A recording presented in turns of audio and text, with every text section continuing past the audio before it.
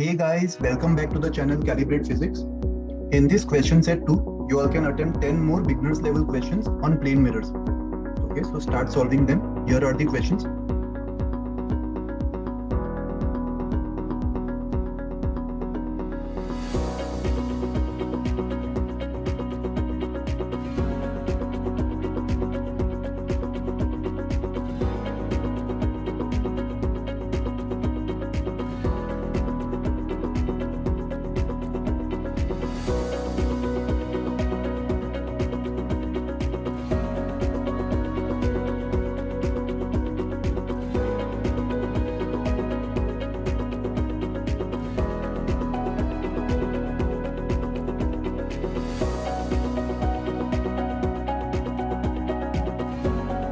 This is the answer key. Verify your answers.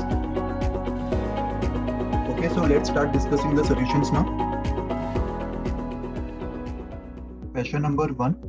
A person AB of height 170 centimeters is standing in front of a plane mirror. His eyes are at a height of 164 centimeters. At what distance from point P should a hole be made in the mirror so that he cannot see the top of his head? तो देखो ये point P bottom most point mark किया हुआ है diagram में. इससे हमें whole का डिस्टेंस फाइंड करना. होल करने पर पर्सन को उसका टॉप ऑफ द हेड नहीं दिखना चाहिए, राइट. इसका मतलब उसके टॉप ऑफ द हेड से जो भी रेस उसकी आंखों तक पहुंच रही होगी, हमें उस रे को ब्लॉक करना होगा. So let us draw the रे डायग्राम. पर्सन का जो आई लेवल है उसको ड्रॉ कर लेते हैं. मान लो this is the eye level of the person. Person का जो आई लेवल है उसका डिस्टेंस कितना दिया हुआ है? 164 सेंटीमीटर्स. ये वाला डिस्टेंस गिवन है. और पर्सन का टोटल हाइट 170 सेंटीमीटर्स गिवन है. दैट मीन्स उसके टॉप ऑफ द हेड से आई लेवल तक का जो डिस्टेंस होगा ये वाला, ये 6 सेंटीमीटर्स होगा, राइट. रेज उसके टॉप से स्टार्ट करेगी और उसकी आंखों तक पहुंचने वाली after reflection from the mirror. तो ऐसा करने के लिए टॉप का भी एक लेवल बना देते. मिरर पे जो रे हिट करने वाली वो इन दोनों के एग्जैक्टली सेंटर पे हिट करेगी. आई लेवल और टॉप का जो एग्जैक्टली सेंटर वाला पॉइंट होगा मिरर पे, वहां पे रे हिट करेगी. वहां पे रे अगर उसके टॉप से इस पॉइंट पे हिट कर रही है मिरर पे, तभी रिफ्लेक्ट होके वो पर्सन की आंखों तक पहुंच पाएगी. और इसी रे को हमें ब्लॉक करना है, राइट. दैट मीन्स मिरर के अंदर होल इसी पॉइंट पे होना चाहिए. और इस पॉइंट का जो डिस्टेंस है वो टॉप से 6/2 होगा. That means 3 centimetres. That means point P से उसका जो डिस्टेंस है वो कितना होगा? ये टोटल डिस्टेंस 170. सो टॉप से अगर ये 3 है तो बॉटम से 167 सेंटीमीटर्स होगा, which is our final answer, right. Question number 2. In the diagram shown all the velocities are given with respect to the earth. What is the relative velocity of the image in mirror 1 with respect to the image in mirror 2? The mirror 1 forms an angle of beta with the vertical. So देखो दोनों mirrors में जो images का velocities होगा उनके बीच में हमें relative velocity find करना. तो सबसे पहले mirror 2 में देखो, mirror 2 में जो image form हो रहा होगा उसका velocity कैसा होगा? ऑब्जेक्ट का वेलोसिटी मिरर 2 के रिस्पेक्ट में अलोंग द मिरर, तो इमेज का वेलोसिटी भी अलोंग द मिरर सेम भी होगा मिरर 2 में, राइट. और मिरर 1 में जो इमेज फॉर्म हो रहा होगा उसका वेलोसिटी कुछ ऐसा होगा. और इन दोनों इमेजेस के बीच में हमें रिलेटिव वेलोसिटी चाहिए, राइट. बट ये वाला जो इमेज है मिरर 2 में उसका वेलोसिटी तो एग्जैक्टली ऑब्जेक्ट जितना ही है. तो इन दोनों में रिलेटिव वेलोसिटी निकलना इज सेम एज इन दोनों में रिलेटिव वेलोसिटी निकलना. मिरर 1 में जो इमेज फॉर्म हो रहा होगा उसका रिलेटिव वेलोसिटी ऑब्जेक्ट के रिस्पेक्ट में निकालना वो ज्यादा आसान होगा. उसको कैसे निकालेंगे देखो. So let us draw only mirror 1 now. ये मिरर 1 है. ये ऑब्जेक्ट का वेलोसिटी वर्टिकली अपवर्ड्स दिया हुआ है. मिरर 1 का जो एंगल है वो वर्टिकल से बीटा गिवन. सो ऑब्जेक्ट का जो वेलोसिटी है उसको अपन along the mirror and normal to the mirror resolve कर सकते हैं. अलोंग द मिरर से उसका एंगल बीटा होगा. That means this component will be v cos beta and normal to the mirror उसका कॉम्पोनेंट v sin बीटा होगा, right. तो इस मिरर में जो इमेज बन रहा होगा उसका भी अलोंग द मिरर तो सेम ही होगा, v cos beta and normal to the mirror it will be v sin beta, opposite to that of the object. Along the mirror direction भी सेम होगा, मैग्नीट्यूड भी सेम होगा। तो इन दोनों velocity vectors में रिलेटिव कैसे निकालेंगे? दोनों को सब्ट्रैक्ट कर देंगे एंड सब्ट्रैक्ट करने पर ये वाले कंपोनेंट्स कैंसिल हो जाएंगे और ये वाले कंपोनेंट्स ऐड हो जाएंगे। So final relative velocity will come out to be 2v sin beta, right, which is matching with option B. Question number 3. A plane mirror in the YZ plane moves with a velocity of -3 i cap as shown in the figure. -3 i cap मतलब this is positive x direction, so negative x direction मतलब left की तरफ। That means plane mirror 3 meters per second से left की तरफ move कर रहा होगा। An object starts moving with a velocity of 4 i cap plus 4 i cap plus j cap minus 4 k cap. So देखो ऑब्जेक्ट का वेलोसिटी x में 4 दिया हुआ है, y में 1 और z में -4, मतलब नेगेटिव z में 4 होगा इस तरफ, positive z is coming out of the screen. तो इसका जो इमेज फॉर्म होगा, इमेज का वेलोसिटी y और z में सेम रहने वाला है, right. Here the common normal is along the x axis, तो इमेज का वेलोसिटी y में 1 होगा और z में -4 होगा। और इमेज का अगर x में वेलोसिटी चाहिए अलोंग द नॉर्मल, उसको फाइंड करने के लिए हम लोग ये वाला फॉर्मूला यूज कर सकते हैं, 2vm माइनस v0। vm कितना दिया हुआ है इधर, vm इज -3। इस फॉर्मूला में वैल्यूज हमेशा साइन के साथ डालना चाहिए, right. And v0 velocity of object along the normal, that means along the x axis, ये 4 के इक्वल है। सो इसको सॉल्व करने पर इमेज का जो x कंपोनेंट ऑफ वेलोसिटी है वो -6 -4 मतलब -10 आ जाएगा, और इमेज का जो y कंपोनेंट और z कंपोनेंट ऑफ वेलोसिटीज है वो ऑब्जेक्ट की जितना ही रहेगा। ऑब्जेक्ट का y कंपोनेंट 1 तो इमेज का भी 1, ऑब्जेक्ट का z कंपोनेंट -4 तो इमेज का भी -4, right. So final velocity vector for the image will be -10 i cap plus 1 j cap minus 4 k cap, right? So option D match हो रहा है। Question number 4. The velocity of image of P1 seen by observer P2 is. So देखो यहाँ पे P2 observer है और इस observer के फ्रेम ऑफ रेफरेंस से हमें P1 के इमेज का वेलोसिटी निकालना। तो P1 को हम लोग ऑब्जेक्ट की तरह ट्रीट कर सकते हैं, ये मिरर दिया हुआ है और इस P1 ऑब्जेक्ट का जो इमेज फॉर्म होगा उसका वेलोसिटी P2 के फ्रेम में। तो उसका वेलोसिटी P2 के फ्रेम में निकालने से पहले अपन ग्राउंड फ्रेम में निकाल सकते। Velocity of image in the ground frame is given bye 2 times vm minus v0। ये सारे वेलोसिटीज मिरर के नॉर्मल के along he, right. Velocity of mirror कितना होगा, this is -2 i cap and velocity of object is -4 i cap। तो इससे velocity of image ground frame से 0 आ रहा है, बट हमें वेलोसिटी ऑफ इमेज P2 के फ्रेम ऑफ रेफरेंस से निकालना। तो इसको हम लोग velocity of image minus velocity of P2 लिख सकते हैं। Velocity of image is 0 and velocity of P2 is -8 i cap। So final velocity जो है, फाइनल आंसर जो है वो +8 i cap आ जाएगा, right? Question number 5. Find the speed of the image of a moving particle as shown in the figure. So देखो यहाँ पे mirror भी मूव कर रहा है और ये ऑब्जेक्ट भी मूव कर रहा है। ऑब्जेक्ट का velocity 10 meters per second given है at an angle of 53 degrees। तो ऑब्जेक्ट के वेलोसिटी को रिजॉल्व कर लो, उसका जो हॉरिजॉन्टल कंपोनेंट है वो 10 cos 53 होगा which is 6 and vertical component 10 sin 53 which is 8। तो इसका जो इमेज फॉर्म होगा उसका y कंपोनेंट ऑफ वेलोसिटी अपन 8 लिख सकते हैं, और इसका जो x कंपोनेंट ऑफ वेलोसिटी है उसको अगर अपन vx मान ले, vx की वैल्यू 2vm minus v0 हो जाएगी।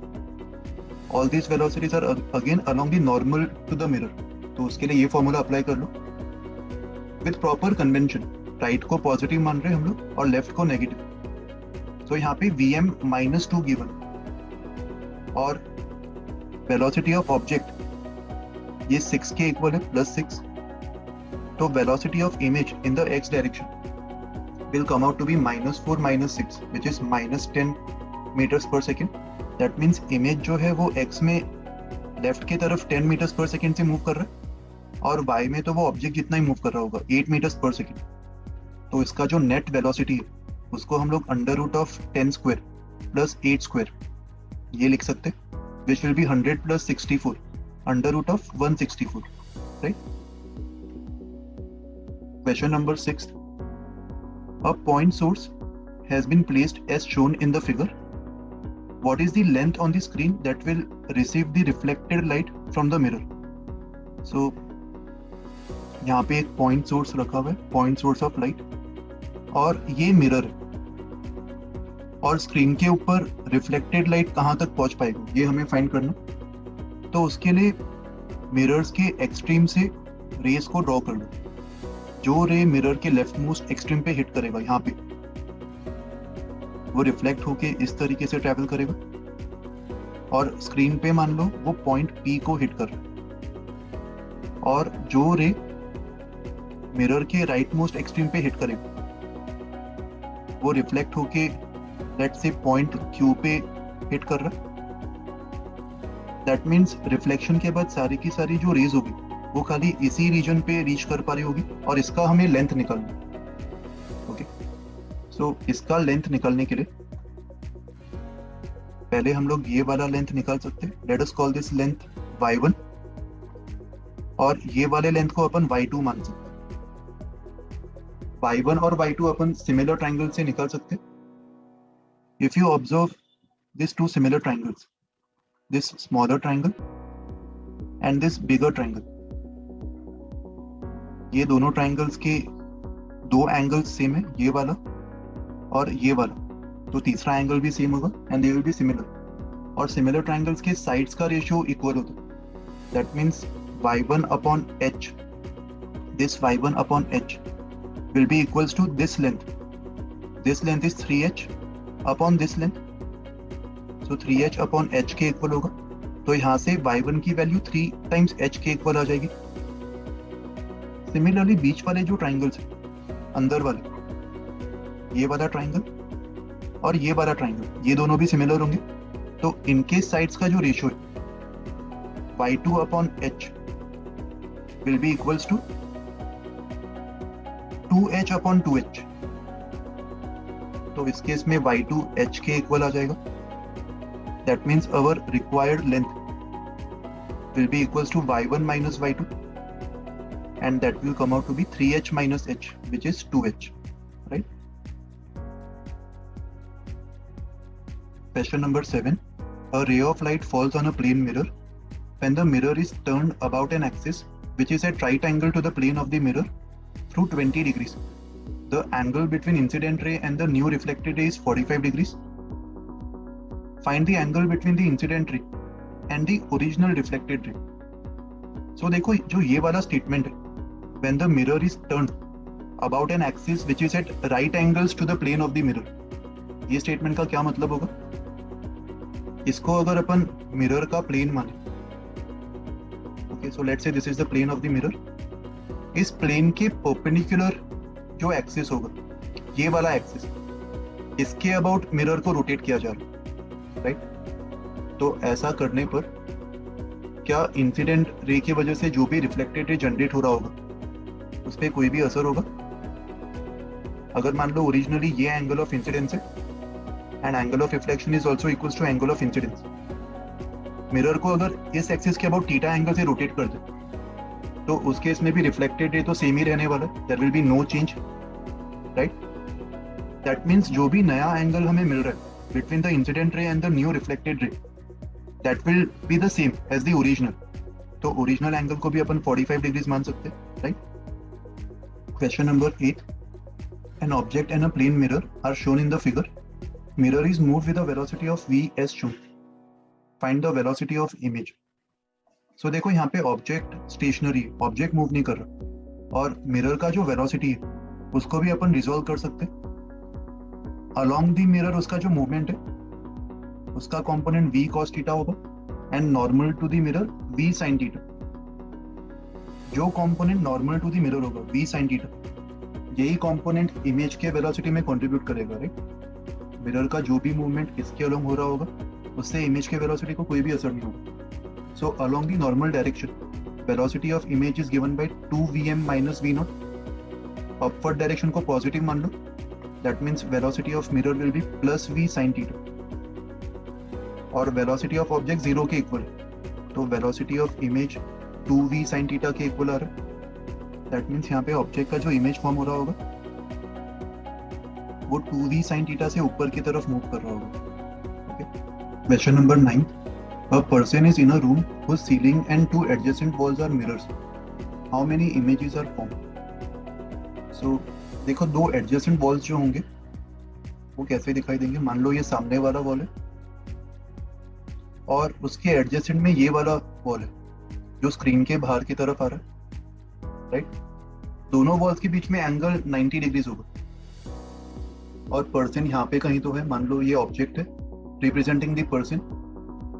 अगर मान लो सीलिंग पे मिरर नहीं होता और खाली यही दो वॉल्स मिरर्स की तरह एक्ट करते तो नंबर ऑफ इमेजेस कैसे निकलते। इन दोनों मिरर्स के बीच का जो एंगल है वो 90 डिग्रीज है and 360 upon theta is 4 which is even. So number of images 4 minus 1, total 3 images form होते। एक यहाँ पे, एक इस मिरर के पीछे और एक इंटरसेक्शन के क्लोज यहाँ पे कहीं तो फॉर्म होता, 3 इमेजेस। अभी अगर मान लो अपन सीलिंग पे भी एक मिरर लगा दे तो इन तीनों इमेजेस का और इस ऑब्जेक्ट का भी, इस पर्सन का भी और 4 इमेजेस सीलिंग के मिरर में फॉर्म हो जाते, राइट। सो बिना सीलिंग वाले मिरर के 3 इमेजेस फॉर्म हो रहे और सीलिंग वाले मिरर में और 4 इमेजेस फॉर्म हो गए। So overall total number of images will be 3 plus 4 which is 7, right? Question number 10. A light ray gets reflected from a pair of mutually perpendicular mirrors, not necessarily along the axis. The intersection point of the mirrors is at the origin. The incident ray is along y equals to x plus 2. तो इसको अगर अपन axis मान ले, incident ray जो है वो इस line के अलोंग है y equals to x plus 2। इसका ग्राफ ऐसा दिखाई देगा, y intercept 2 and slope is 1, right? तो इंसिडेंट रे इस लाइन के अलोंग आ रहा है। If the light ray strikes both the mirrors in succession, then it may get reflected along which of the following lines? देखो दोनों mirror से reflection के बाद रे का जो नेट डिविएशन है वो 2 times the angle between the mirrors होगा और दोनों मिरर्स के बीच में एंगल 90 डिग्रीज दिया हुआ। That means after 2 reflections, the net deviation should be 180, and 180 का deviation मतलब रे का जो डायरेक्शन है, reflected ray will be traveling in the exactly opposite direction।